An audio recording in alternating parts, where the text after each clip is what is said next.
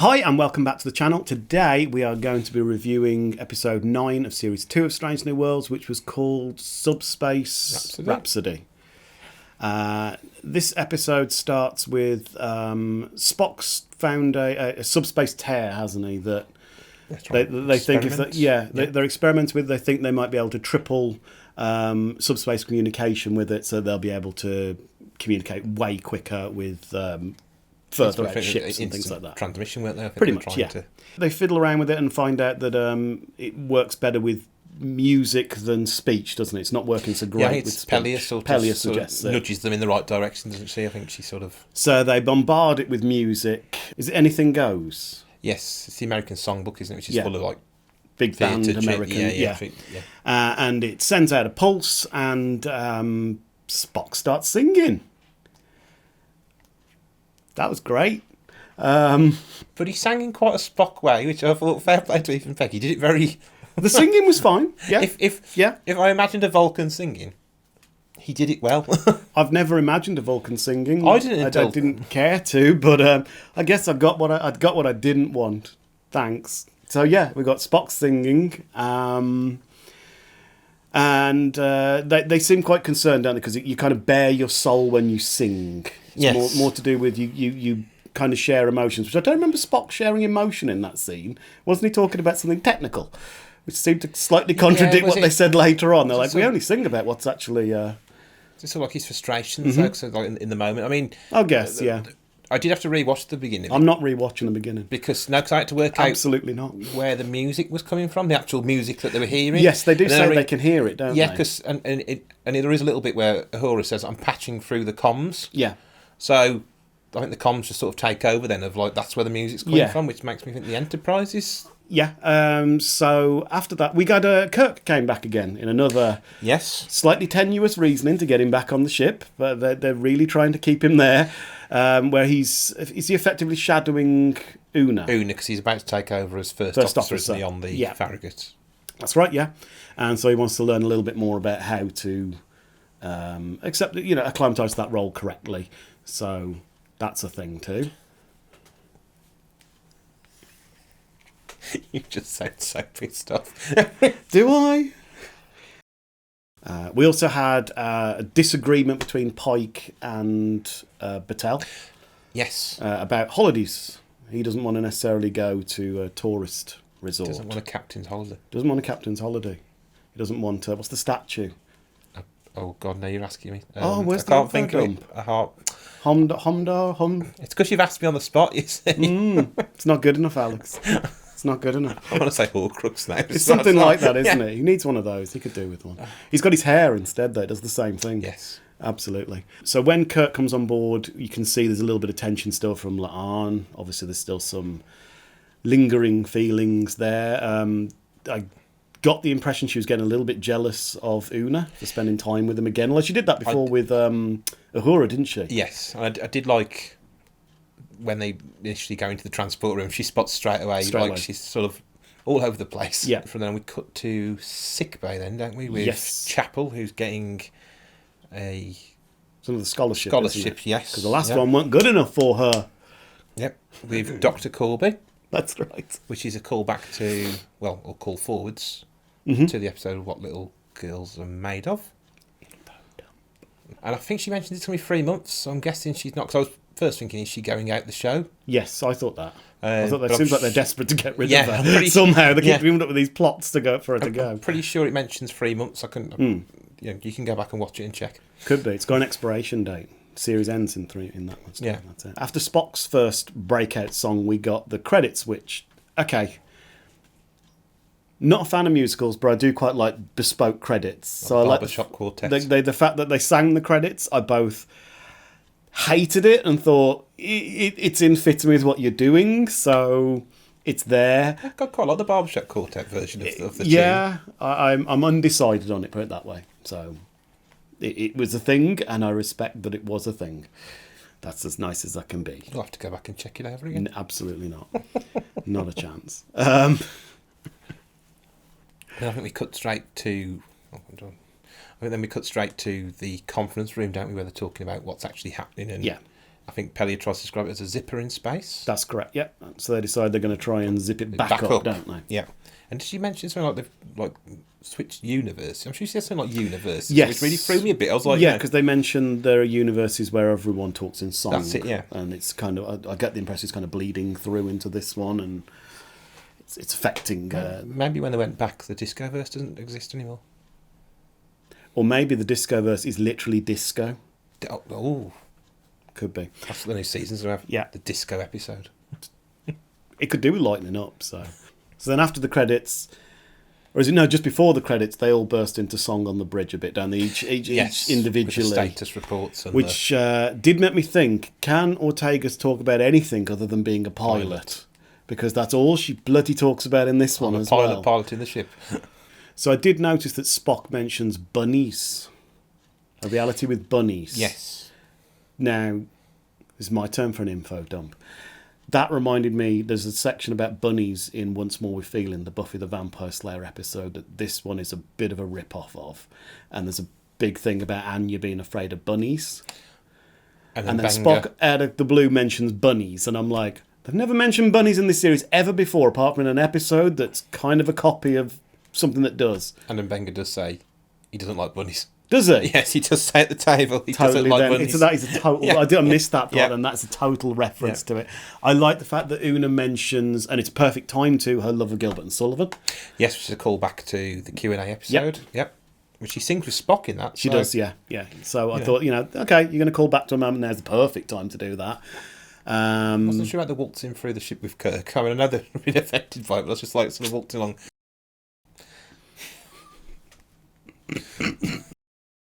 That's where. You side-eyed me. Yeah, and it's with Kirk and Number One dancing through the ship. Yeah. That Laan sparks. She sparks him out. Fucking have it. You're my man. I'm going to get past this. Yes, it's when. Fucking hell, stop. You've got to stop. It's when Pike and Number stop. Pike, is it? It's Kirk. So, isn't it around this point that Kirk and Una are dancing, and then Yeah. Lance notices them? Yes, that's and she right. starts getting a little bit of a jealous spike. Yes. And it's this point she goes back to her quarters and get her solo. Well, that was an okay She has song. got an album coming out, so I hope out of all of them. Oh, fair enough. That part, yeah, I thought as well. I thought that the song was okay. Yeah, that part was all right. It was about her sort of character, wasn't it? Really, in the sense of she was keeps her defences up all the time. Yeah, that one kind of moved the plot forward. I suppose Yeah. that's why I didn't find it as egregious as much. It felt like it was actually about something, not than just singing about subspace relays and stuff. Not long after that, doesn't Patel message them and start Pike singing? She starts singing, so you find out that it's spread across to other ships, hasn't it? Spread across subspace. So she starts singing at Pike. I have a question. Why does Pike sing like he's from the Deep South? I couldn't work out why he's got this really Deep South cowboy kind of twang. Didn't he do like a Civil War series? I'm like, is he channeling that? Was it Helen Wheels? Yes, that's the one, yeah. Yeah, as soon as he started singing, I was like, well, that's a take. I did like the reference that they had contact with Captain April, who told them in a beautiful baritone. Yes. Yeah, that part, that made me laugh. That's one where I'm like, okay, I didn't need to see it. I'm glad I just heard. But part of me was like, that's what I would like to was see, it? to be fair. I was happy that it just came as an off-the-cuff joke, and I didn't have to have a 5-minute long song, because this episode was really long. Really long. Longest one of the season, I think. 62 minutes. I think it's just beats the one by a minute. Kind of felt it. I think I must have had 3 breaks in this one.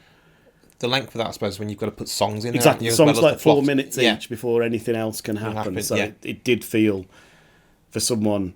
Spoilers, I don't like musicals. Someone that doesn't like them, it really dragged in that respect for me. Overall was my problem with this episode, where it's like, if you don't like musicals, you're going to hate it straight off. But it did move a lot of characters' stories forward. If you listen to the songs and what they're saying, there's a lot of plot developments. Yes, because we got a scene, quite a big number with Chapel in their equivalent 10 forward, didn't we? Their bar. Yes, the bar, yeah. Where she essentially tells Spock she's done. She dumps him literally on the spot, yeah. Which he just walks out. I liked his reaction that he just turns around and walks out. Very stoically walks off, doesn't he? I thought that's a Spock moment. I'm happy with that. Better than some of the other things we've seen. And an okay number. Again, for someone that doesn't like musicals, I can still see that, the song was okay. Just before that, though, as well, when they're trying to have their first attempt at closing the tear, we see the first use of the Enterprise's deflector dish on screen for that ship as well. It's never been used. Was it not? Nope. Not on camera, that you've seen the exterior of the ship for. So, we got to see that deflector dish in action, which goes completely wrong. I think they make it worse, don't they? I think so, yes. Yeah, because it spreads out. There's another pulse, isn't there? Yeah, it goes through subspace. It goes through subspace, which ends up with the Klingons getting involved, who are coming at breakneck speed, and it's they're going to threaten. They want to destroy it, don't they? Which they think is going to make it explode, and it'll affect anyone that's already been affected by it. Will I think they destroy it, didn't they? Yeah, it will destroy them. It'll destroy them, and anyone else it's come into contact with. By this point in the episode, it's something like 12 Federation ships, and God knows how many Klingon or other the Empire ones. And the Empire and the Federation will be affected. Yeah, so they're kind of in a race against time to try and solve the problem, not just because they're giving away secrets to each other, but because potentially it's going to end up catastrophically just killing half the fleet. Yep. So we've got our high stakes and high notes. Yep, and that Klingon captain was played by the guy who plays Hemmer. Yeah, what did they do? Because I know they gave him an eye patch, and the guy is blind, isn't he? I take it his eyes aren't like Hemmer's, like grey. No, I don't think so. I think I've seen these normal. I think because the Klingon captain didn't look blind either. But it was him. I thought, like I said, I sent you a message. I thought it was JG Hertzler, Martok, because the drawl was kind of similar, but it wasn't. But I thought it was a nice way to bring him back again. Giving him something to do. So La'an decides. Well, for a start, she doesn't want to work with Kirk, does she? No, she tries to avoid him at all costs. And it's because she doesn't want to speak her truth. In the end, she decides to just tell him the truth before she starts blurting it out through song. Yeah, in which Kirk reveals. I like these references that he's in an on-off relationship that's currently on with Carol. It's going to be Carol Marcus, and that she's also pregnant, which implies David from Wrath of Khan. Again, I thought, that's a nice callback and a good way to put a stopper in that plot line of relationship that we know can't go anywhere. And the fact that he sort of again says, like, I'm everywhere all the time. I can't be. Yeah. She can't sort of tie me down to. And it felt like a Kirk moment. I'm glad he wasn't portrayed as a player. If he'd have said, "Oh yeah, I'm with someone kind of on and off," and then had gone anyway, oh boy, I'd have hated that. So yeah, I like that. It said that Kirk. Yeah, they seem to be in a proper relationship, didn't they? It's just that he was never sort of around because he's always. Which is similar to Pike and Patel.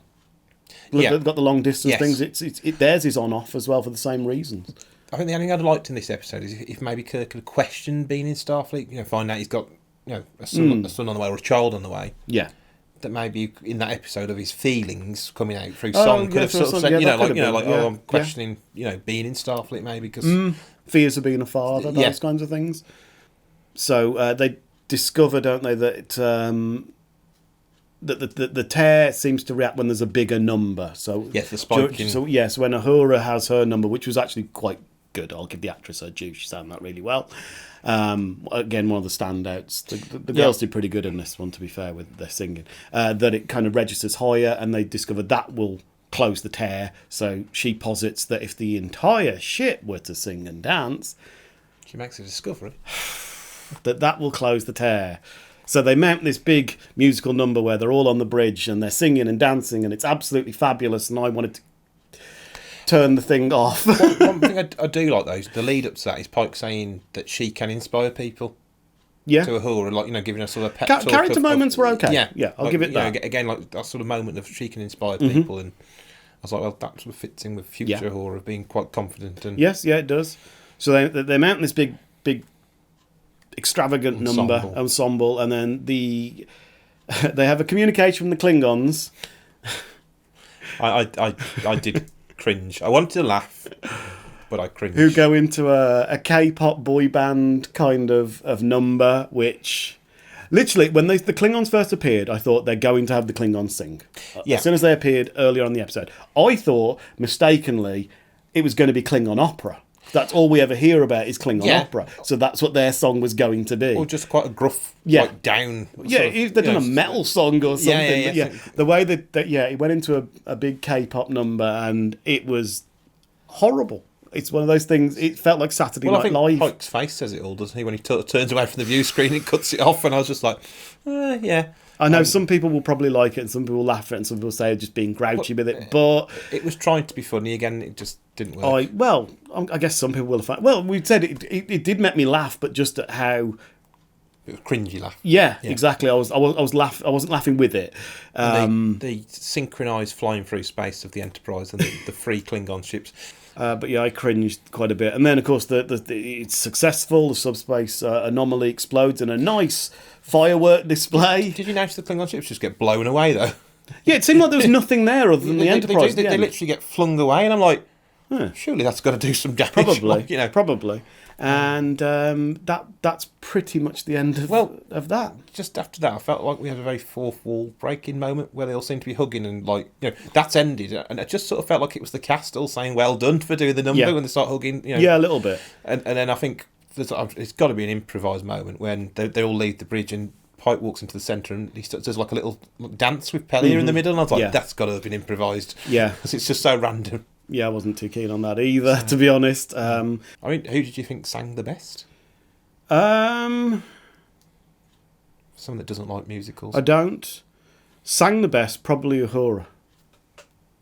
Yeah, she's got some good pipes on her for that one. Between her and Christina Chong for me. And probably, both of them. And probably the best song was probably Chapel's.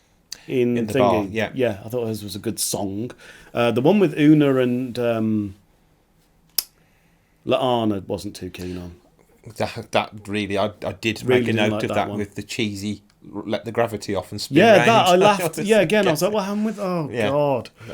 But yeah, I think I agree with you. The best singers. I think fair play to me is what I think, because to do a musical, I mean, they said to me as an actor, we're going to do a musical episode. Some of them probably jumping for joy. And I was going to say, technically, it was well done. Yeah. On a purely technical, we're going to do a musical episode, there was nothing wrong with it as a musical episode. And they all rose to the challenge of doing it, compared to similar episodes in The Flash and Buffy and, well, almost every show at this point has done a musical episode. It's stacked up amongst the best of those. However, for me, I hate all of them. So lots of people are saying, I don't like musicals, so I don't like this episode. And people are there straight away, well, you just don't know how to have fun. Or, you're just miserable. And I'm like, there's no need. People can just dislike a certain theme of something. Somebody saying that they don't like sci-fi. Exactly. They don't like Star Trek, I don't like it. That's fine. I don't like musicals. I didn't enjoy this episode. Go figure. That's just how it's going to be. Yeah, admittedly, I went into it with a bias, thinking I'm probably not going to like this episode. I didn't like this episode. But having said that, I went into a bias with the animated crossover episode, where I thought I'm not going to like this episode. And I enjoyed it. It kind of it exceeded my expectations.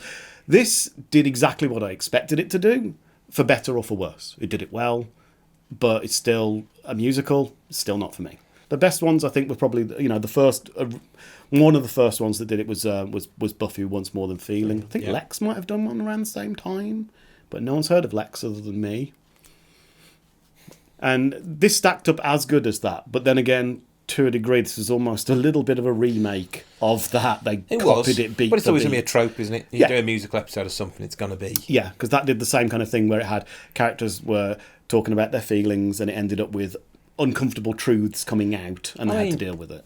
At least if they did copy Buffy, they had the guts to give it a shout out with the whole bunny reference. If that is I thought, Well, this is it. That's exactly where I think he's going. I think that was wearing its heart on its sleeve and saying this is where the influence is, which I think all of these musical episodes come from. Yeah, generally stem because that was the most popular, even if it wasn't the first. That's the most well-known one. So, okay, my rating out of 5. I'm sorry, I know people are going to get annoyed. It's a 1 out of 5. I will probably never watch this episode again. If I do, I'll almost certainly fast forward through 3/4 of the musical numbers because I don't like musical numbers.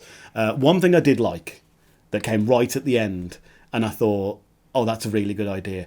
The use of the original theme. Yes, because it fit in with that kind of style of music and things like that. They used the entire theme as well. Yeah, just towards the end when they're all hugging, isn't it? When they're all celebrating. That part, I was like, okay, I like that little touch. That's why it's not a 0. It gets a 1 for that. What about you? Not far off. I'll give it a 2. Okay. I was going to give it 2.5, and I thought, no, it's not middle That's of the road. lower than I expected for you. I was expecting a 3. No, there have been better episodes this season. Yeah. But I don't want to give it... I don't want to knock it down too much. I know you don't like musicals, that's fair enough, but like 2 for effort, really, because I think to have the guts to get up and do a musical episode, not every one of them is a singer. No. It's more I just don't want it in Star Trek. I know some people like how Star Trek can be anything, and they're quite right, it can be. For me, it's just not what I want. Like I say, that's why it's getting a 2, because I just think I've got to give some credit where credit's due to the cast. That's fair. That's fair. Everyone's entitled to their opinion. I'm sure in the comments people will be arguing that this was one of the best episodes ever and they loved it. And good for you. I'm happy that lots of people like it because I want as many people to like things as possible. Chat and debate. We want to talk about these things. Yeah, absolutely.